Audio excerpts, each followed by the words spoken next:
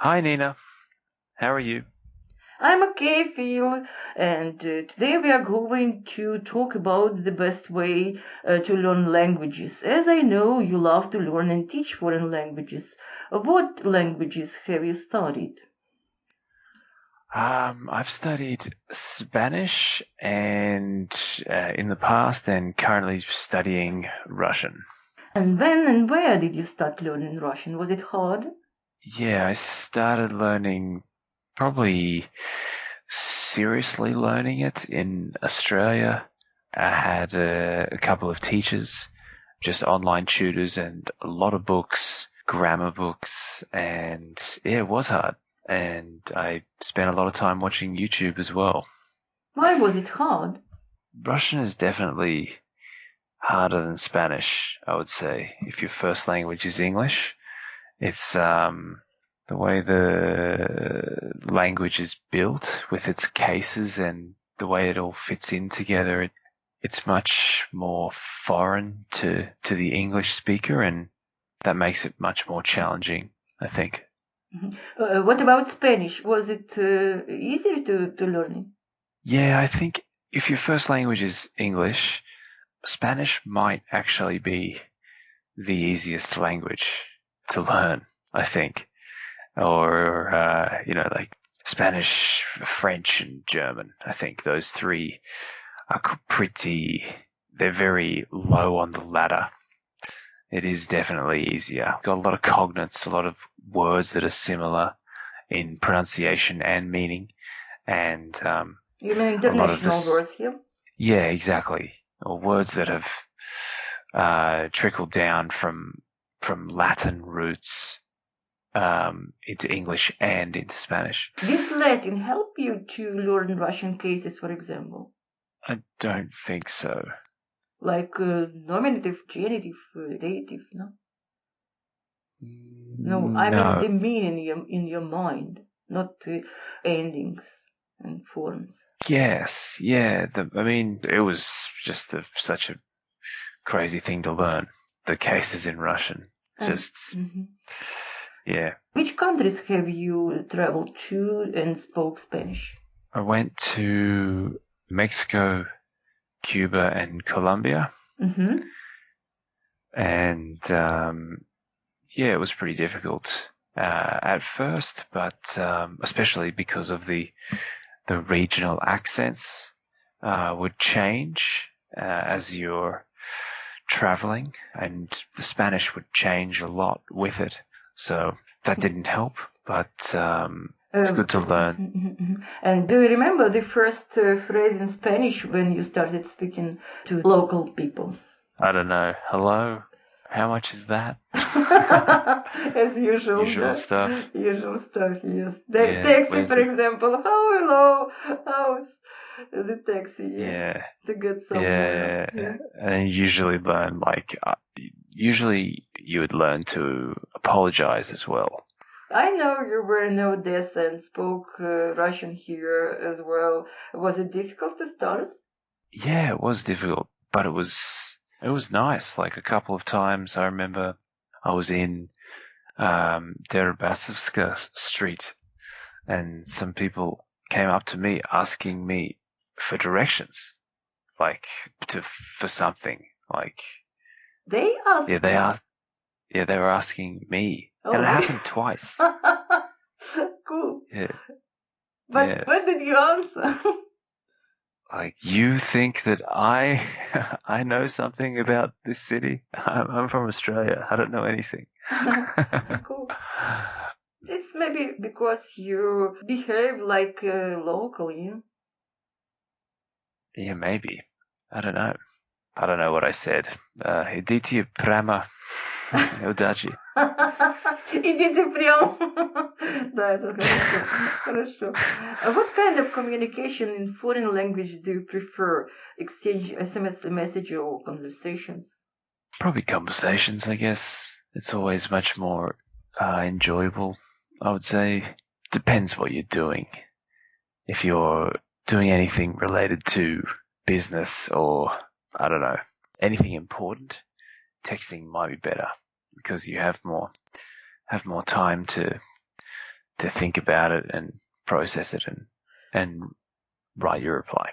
Mm-hmm. And I heard many times it's very hard to invent a motivation, self-motivation, when you start learning languages. What do you think about that, about self-motivation? How do you do it correctly or efficiently? Yeah, it's hard, definitely. I don't know. I think if you're not motivated, you probably aren't going to do it. It's hard to make yourself do something you don't want to do. And it should be good to get to Odessa and need to speak Russian. Of course, I think that will help. Good motivation, yeah. And what method do you prefer when you teach language or you are taught by someone? And what method do you think the best one? Yeah, just like a communication style method where it's all just based on role plays of real life situations and playing those out. So it's all very practical and things that you would actually use. Yep. Like for example, at the airport, checking into a flight, and maybe they say, "Oh, your bag is too heavy," blah blah blah blah blah, or whatever, something like that. Could happen. Yeah. And what helps you to learn languages, Spanish or Russian? Do you listen radio, watch news, movies? Yeah, movies or TV shows, bit of just like travel shows in the language, and just anything you're interested in is always a good idea, and it does help. Like I've got this book in front of me that is like this Russian book that is just pure grammar, no color, and I think it's like it looks like something from the Soviet Union. I think. But it's pretty. But if it's colorful with pictures and something unusual, yes, it's better. Yeah. Well, I don't know. What's the difference? It doesn't really make a difference, I guess. Why do you know about Soviet Union methods and their books? Oh, it's an old book.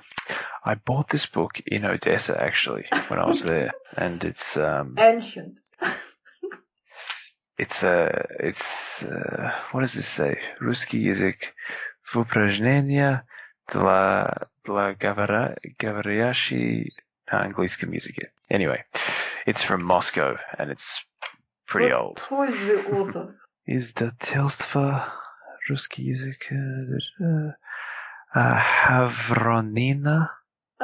Нет, это не советский учебник. Хавронина это... хотя she started a long time ago, yeah. Yes, I know that exercise book. It was very popular because we didn't have any other books before perestroika and after that too.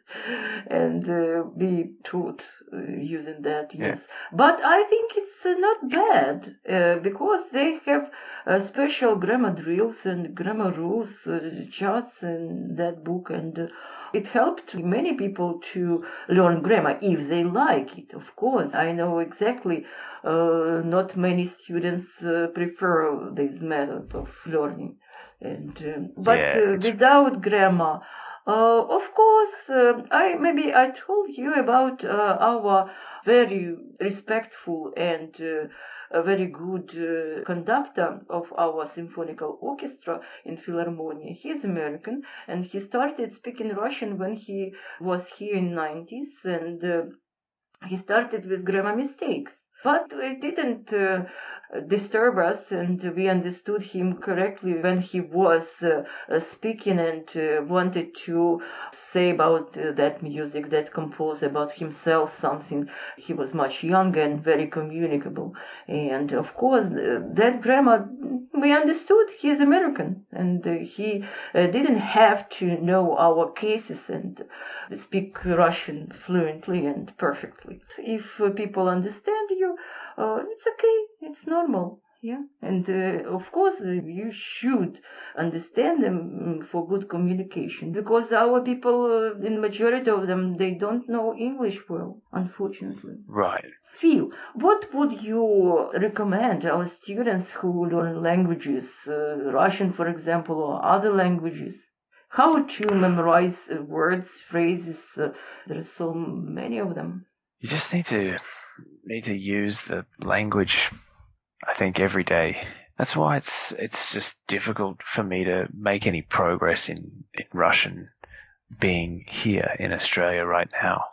Because you sit down and you might do something for, say I do half an hour, I do an hour, and then, then the hour ends and then I go on with my day and speak in English for the rest of the day. So it's sort of 2 steps forward, 1 step back. You just need to sort of immerse yourself in the language, I think. That's probably the best thing you can do. Is it possible to think in foreign languages? Yeah, I think so. Can you start thinking in Russian, for example, or in Spanish? Yeah, definitely. It would start to happen, I think, but I'm not there yet. Mm-hmm. And I know you teach successfully many students. I know your method is to lots of things, and you're very patient with your students, and tons of we need to have tons of patience, not to get nervous about mistakes, etc. What method do you use when you teach? What's the best? What do you mean? A method to stay patient? Also that, yeah. I don't know. I don't teach that many classes each day. That probably helps. I only do maybe 3 lessons a day on average. Yeah. So I think that does definitely help. Отлично. Excellent. Of course, because Thai teacher is lots of students and Russian everywhere, yes, to that school, to this school, and from class to class, it's a very bad experience, I think, yes, and big charge. And the classes are not so perfect as when you don't teach much, yeah? Yeah, that's right. Хорошо, and do you think the children are more capable students in learning languages, or is this a myth? No, they definitely pick up things so fast. That's for sure. Online as well, yeah? I would say they're just such a sponge, picking up all sorts of words, just everywhere. I have a niece she's 3 and she will just latch on to anything. Yeah, like do you know that cartoon, Malashariki? Смешарики. I know Смешарики. Ah, okay. It's like this little Russian cartoon. She watches Malashariki in Russian? Yeah. Well, I was babysitting one day, and we would just put that on and watch together, it. Yeah. I may as well try and learn something. And she started speaking after that cartoon, yeah? Yeah. She's saying, she could say "Привет." It was crazy. I love it. So yeah, anyway. Thank you very much for the interview, and I'd like to see you here and practice in Russian in Odessa, and of course I think it will be the great experience for you, yeah? Yeah, thanks very much, Nina. No, it should be good. I'll be over next week. Bye-bye. Bye, Nina. Bye. Thanks.